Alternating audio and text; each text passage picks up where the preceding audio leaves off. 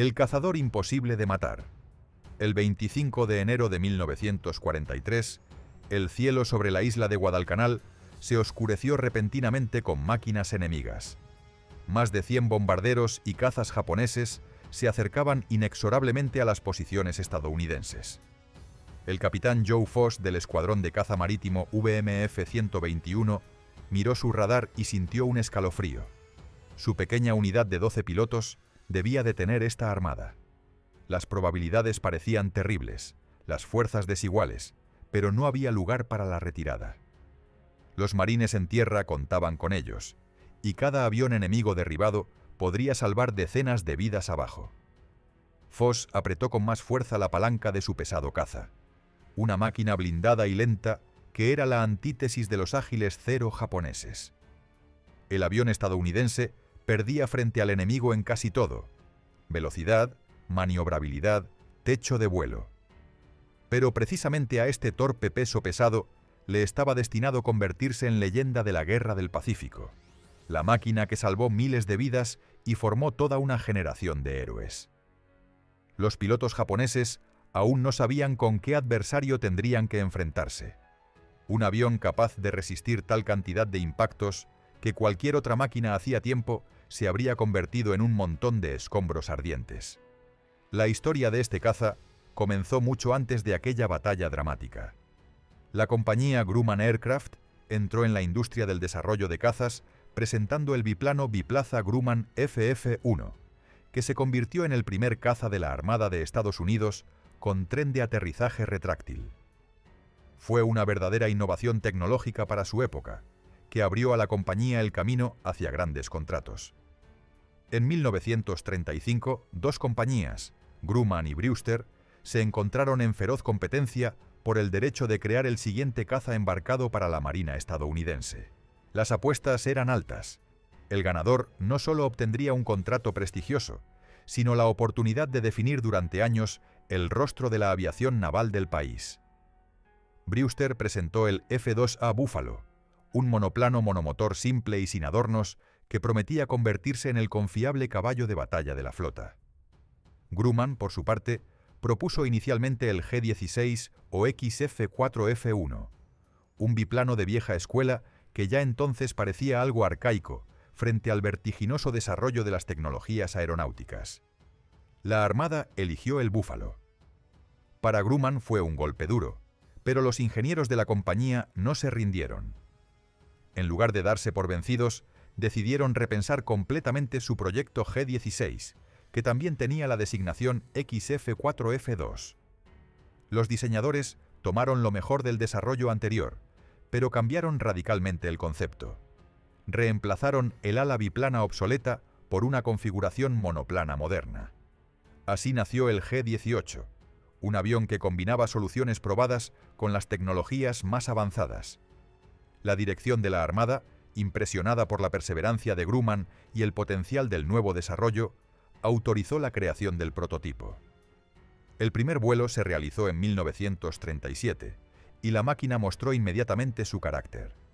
La impulsaba un motor de más de 1.150 caballos de fuerza, una cifra impresionante para aquel tiempo. Sin embargo, incluso tal potencia no permitía al avión alcanzar la velocidad que exigían los militares.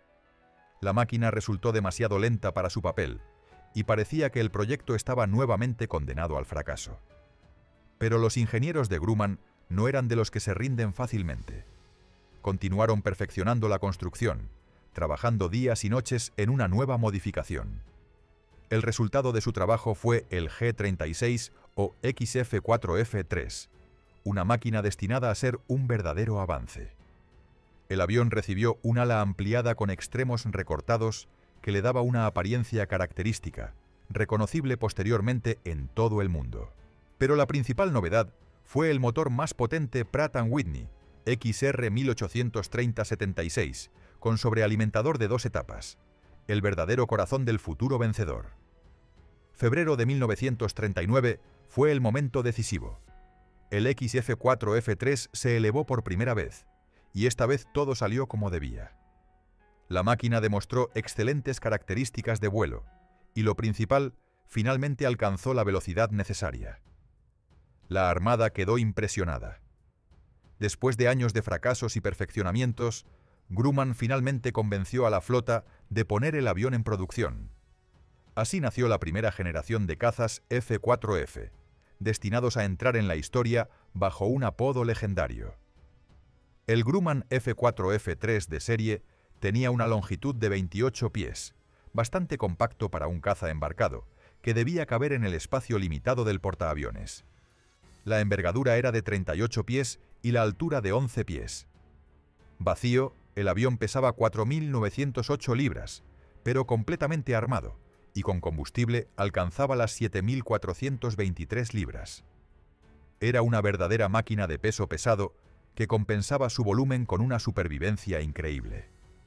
El armamento estándar consistía en 4 ametralladoras M2 Browning o 4 ametralladoras Darne, potencia de fuego capaz de destrozar cualquier avión enemigo. El armamento adicional incluía 2 bombas de 100 libras cada una o tanques de combustible externos de 58 galones bajo las alas, que aumentaban significativamente el radio de acción durante incursiones profundas en territorio enemigo. La segunda modificación del avión, el F-4F-4, recibió armamento aún más potente: 6 ametralladoras M2 Browning, transformando la máquina en una verdadera fortaleza volante. La carga de bombas también aumentó. Ahora el caza podía llevar 2 bombas de 250 libras o los mismos tanques externos de 58 galones para operaciones que requerían máximo alcance. La construcción del avión impresionaba por su fiabilidad y diseño bien pensado. El motor estaba cubierto en la parte delantera del fuselaje, y su refrigeración por aire se aseguraba a través de una abertura radial abierta que daba a la máquina una apariencia característica y amenazante. La parte frontal del parabrisas de la cabina era fija, mientras la trasera consistía en 2 secciones que se deslizaban hacia atrás sobre guías. La cabina del piloto estaba ubicada en la parte superior del fuselaje según el esquema clásico de espalda aguda, lo que, sin embargo, limitaba la visibilidad trasera. Un defecto grave en combate aéreo donde el enemigo atacaba frecuentemente por detrás. El motor más potente instalado en este modelo fue el Wright Cyclone R1820-56. Este monstruo generaba más de 1.350 caballos de fuerza, permitiendo al avión alcanzar velocidades de 332 millas por hora. Por supuesto, para el flexible Zero japonés, esto era lentitud de tortuga, pero el caza estadounidense compensaba esto con otras cualidades. Su alcance aproximado era de 900 millas y su techo de 34.000 pies, lo que le permitía operar a gran altitud y a distancia considerable del portaaviones. Cuando en septiembre de 1939 estalló la guerra en Europa, los militares franceses y británicos comprendieron inmediatamente el valor del nuevo caza estadounidense. Ordenaron urgentemente más de 200 modelos modificados para usar contra la Luftwaffe alemana que ya dominaba los cielos europeos. Las principales diferencias con la variante estadounidense estaban en las ametralladoras, el motor y el panel de instrumentos. Los británicos adaptaron la máquina a sus estándares y requisitos. Los británicos dieron al avión su propio nombre, Martlet Mecha-IM, y lo utilizaron con numerosas mejoras hasta el final de la guerra. La mayoría de estas máquinas sirvieron en el lejano Oriente, donde lucharon contra el Imperio japonés en las mismas batallas aéreas que sus hermanos estadounidenses. Los pilotos británicos valoraban altamente la supervivencia y fiabilidad de este caza, aunque se quejaban de su velocidad y maniobrabilidad insuficientes comparadas con algunas máquinas enemigas.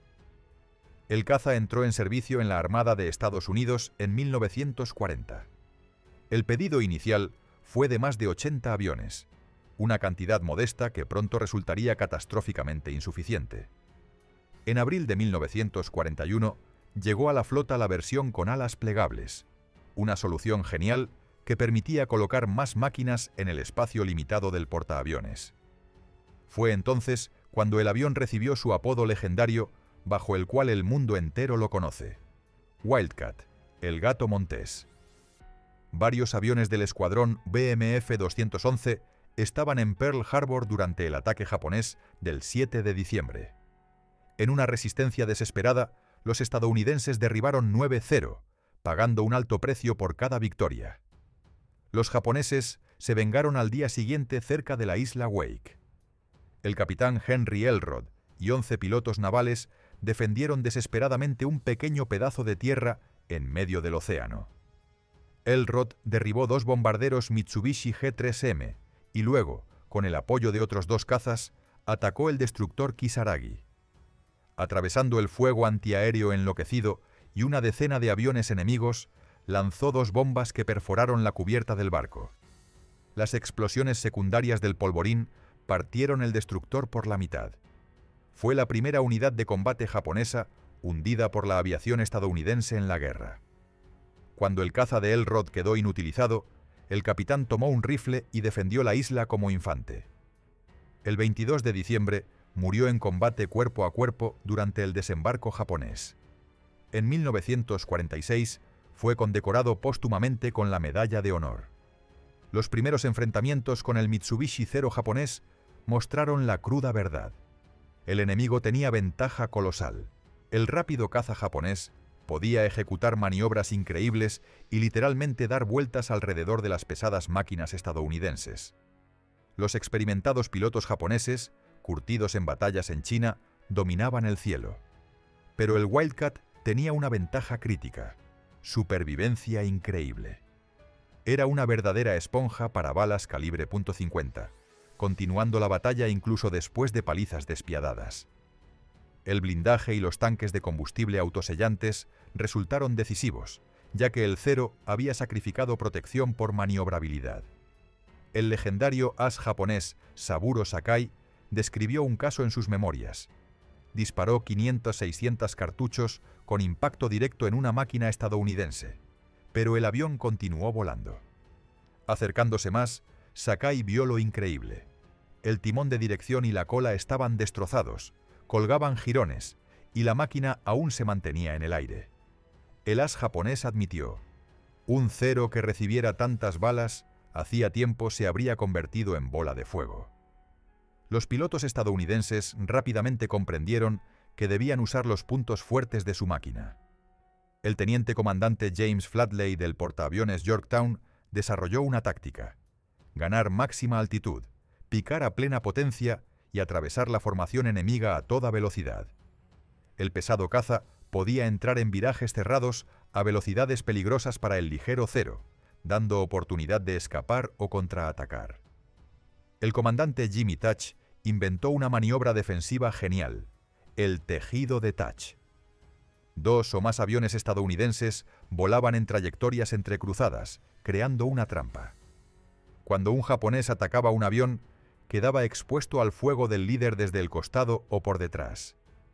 Los japoneses, acostumbrados a duelos individuales, de repente se encontraban impotentes ante el trabajo en equipo. Estas tácticas funcionaron durante las batallas del Mar del Coral, Midway y especialmente en Guadalcanal, donde los pilotos del Cuerpo de Marines enfrentaron el ala del propio Saburo Sakai. El 20 de febrero de 1942, el teniente Edward O'Hare realizó una hazaña notable sobre Rabaul. En 5 minutos derribó 6 bombarderos japoneses con ráfagas precisas de ametralladora, salvando a los aliados en tierra. Fue condecorado con la Medalla de Honor.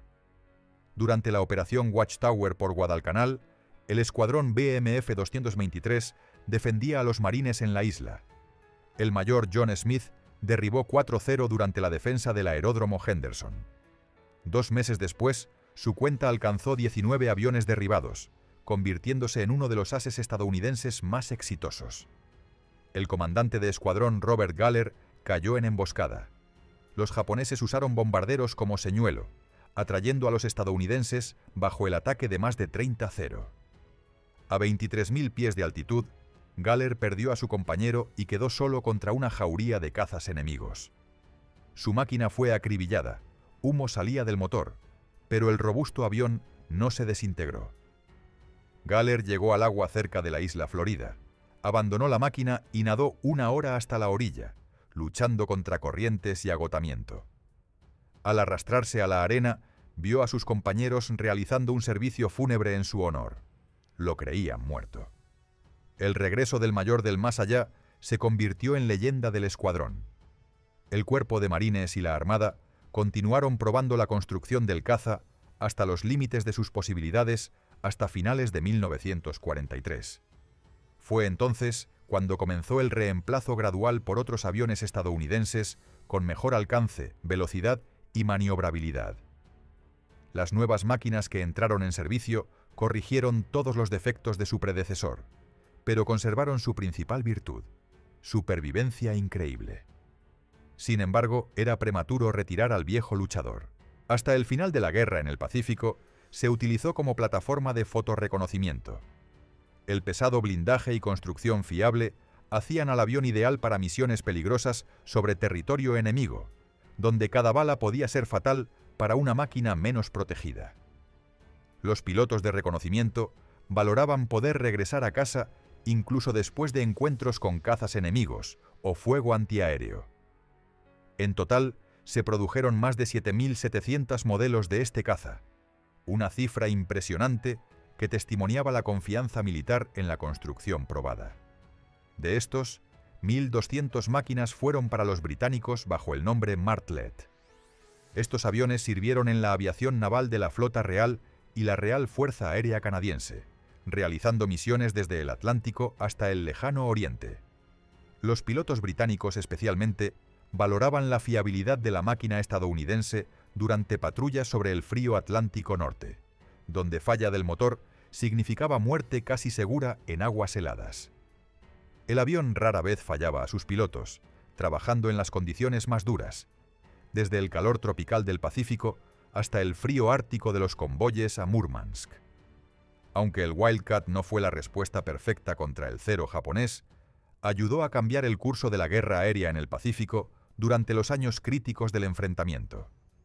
Cuando la industria estadounidense apenas se desplegaba, cuando faltaban catastróficamente nuevos aviones, precisamente este pesado luchador blindado contuvo la expansión japonesa, dando tiempo para preparar la contraofensiva. Desde la defensa de Wake hasta la batalla de Midway, desde Guadalcanal hasta las Islas Filipinas, dondequiera que se libraran feroces combates aéreos, los pilotos estadounidenses entraban en ataque en estas máquinas. Sabían que su avión no era el más rápido ni el más ágil, pero resistiría el golpe y los traería a casa incluso con decenas de perforaciones en el fuselaje. 8 pilotos del Wildcat ganaron la Medalla de Honor, la más alta condecoración militar de Estados Unidos. Fueron hombres de diferentes caracteres y destinos. Algunos murieron en combate como el capitán Elrod.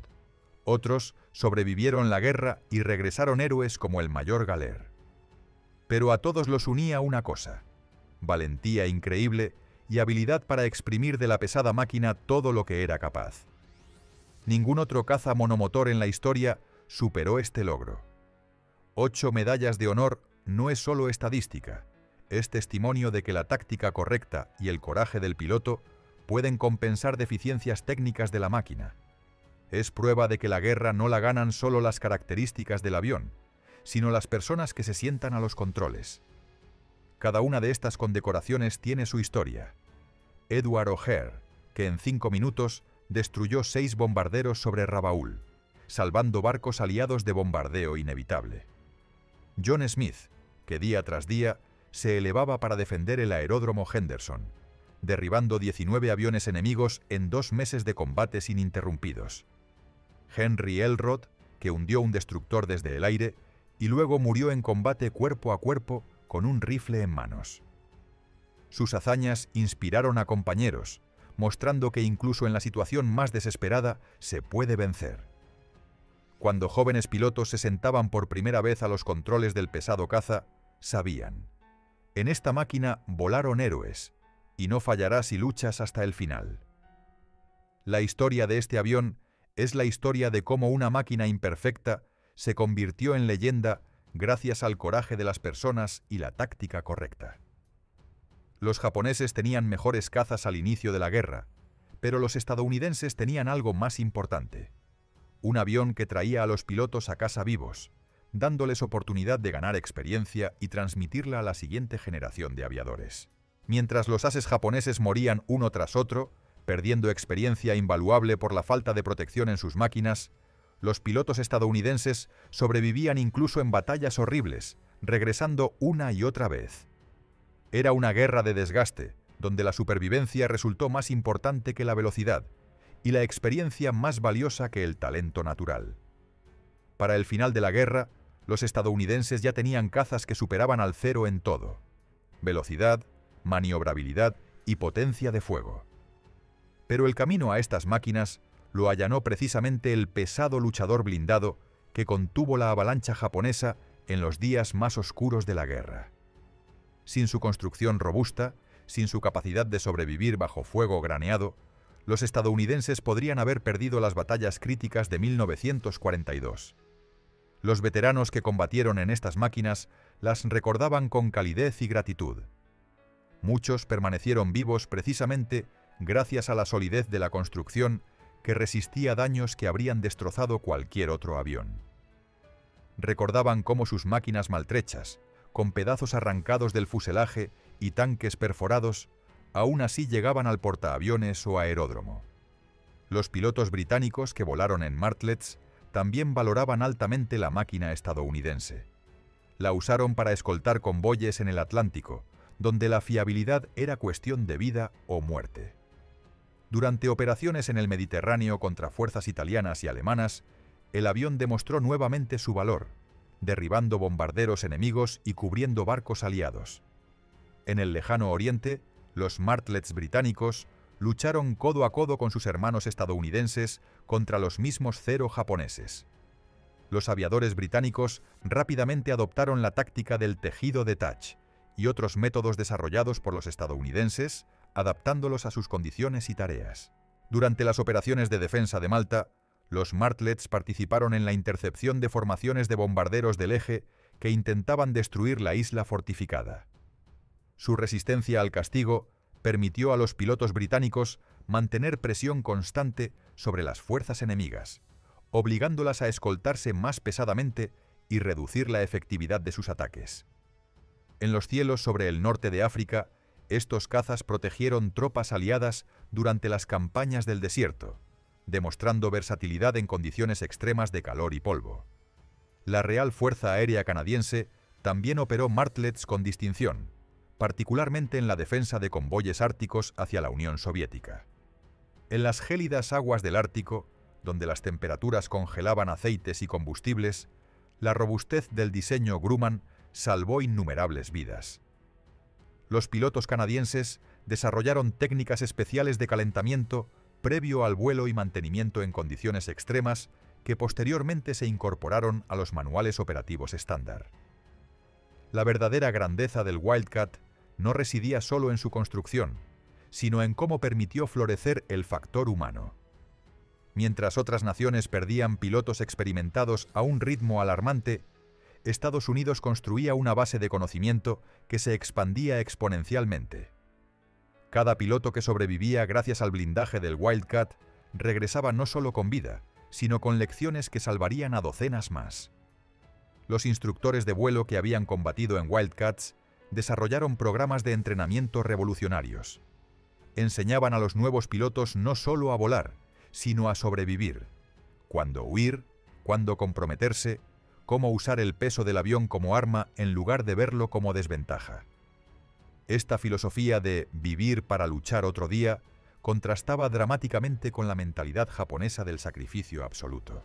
El escuadrón Black Sheep del mayor Greg "Papi" Boyington, aunque famoso por volar Corsairs más tarde, se fundó sobre principios aprendidos en Wildcats.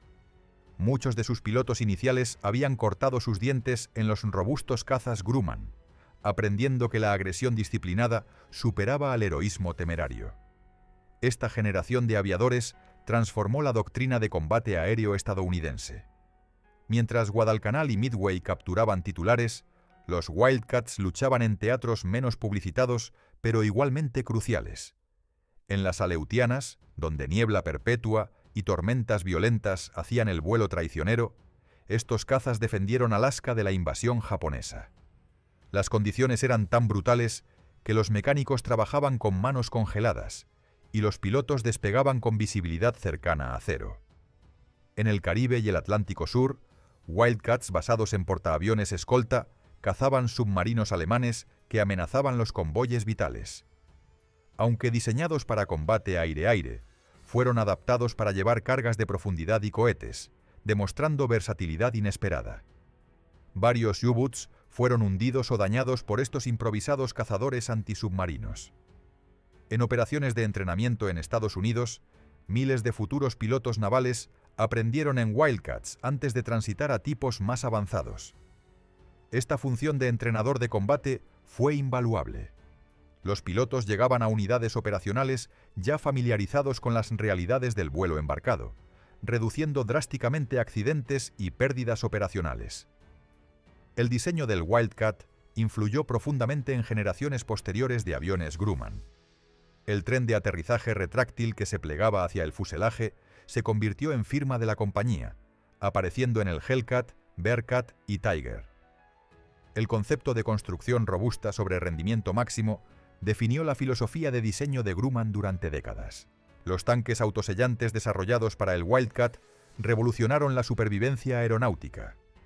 Utilizando caucho natural y sintético que se expandía al contacto con combustible, estos tanques podían sellar perforaciones de hasta medio calibre automáticamente. Esta tecnología se convirtió en estándar en todos los aviones militares aliados y salvó incontables vidas. El sistema de blindaje modular permitía ajustar la protección según la misión. Para patrullas de reconocimiento, se podía quitar blindaje para aumentar alcance. Para ataques terrestres, se agregaban placas adicionales. Esta flexibilidad operacional anticipó conceptos modernos de configuración adaptable de misión. Detrás de las estadísticas gloriosas yacía una realidad más oscura. Cientos de Wildcats fueron perdidos en accidentes de portaaviones, particularmente durante aterrizajes nocturnos o con mar agitado. El peso del avión y su tendencia a cabecear hacia adelante al tocar cubierta cobraron muchas vidas jóvenes. Los equipos de cubierta desarrollaron técnicas de recuperación que se convirtieron en doctrina naval estándar. La producción masiva exigió sacrificios de calidad ocasionales. Algunos aviones salieron de fábrica con defectos que solo se manifestaban bajo tensión de combate. Estructuras alares agrietadas, sistemas hidráulicos defectuosos, cableado eléctrico mal aislado. Los mecánicos de campo se convirtieron en magos de la improvisación, canibalizando aviones dañados para mantener otros operacionales. Las tripulaciones terrestres trabajaban turnos extenuantes bajo condiciones primitivas. En Guadalcanal mantenían Wildcats operacionales bajo bombardeos nocturnos constantes, sin hangares adecuados, con herramientas limitadas y piezas de repuesto escasas. Su dedicación permitió mantener tasas de disponibilidad que desafiaban la lógica, frecuentemente manteniendo 80% de aviones listos para combate en circunstancias que deberían haber reducido eso a 30%. Cuando la guerra terminó, el Wildcat rápidamente desapareció de servicio activo. Los aviones fueron vendidos como excedente, convertidos en objetivos de práctica, o simplemente empujados al mar desde cubiertas de portaaviones.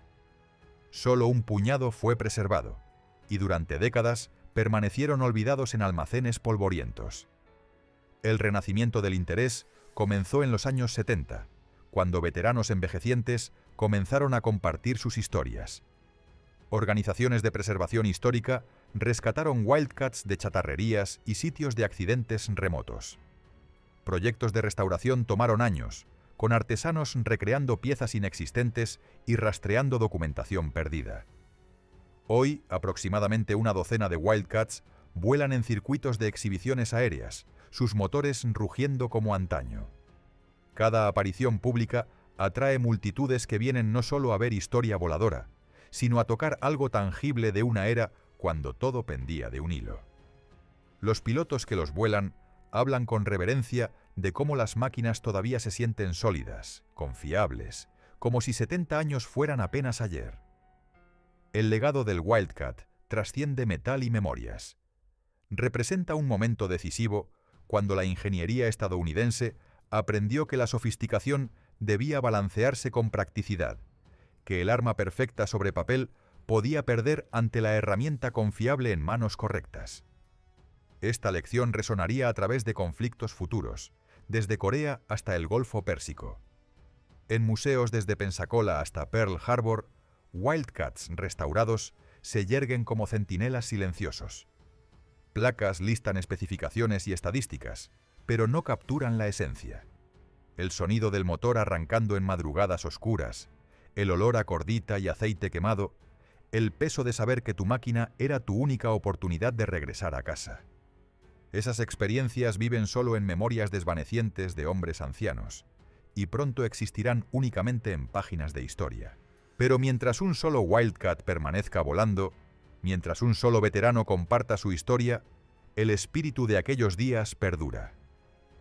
No es nostalgia por la guerra, sino reconocimiento de un momento cuando gente ordinaria hizo cosas extraordinarias, cuando máquinas imperfectas, forjadas en acero estadounidense, se enfrentaron a probabilidades imposibles y, contra toda lógica, prevalecieron.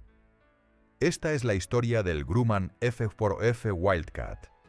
No el mejor caza de su época, quizás ni siquiera particularmente bueno, según estándares técnicos puros, pero indudablemente el correcto para su momento. Un avión que compró tiempo cuando el tiempo era el recurso más precioso, que salvó vidas cuando cada vida contaba doble, que ayudó a cambiar el curso de la historia no por ser perfecto, sino por ser suficientemente bueno donde más importaba, manteniendo a sus pilotos vivos para luchar otro día.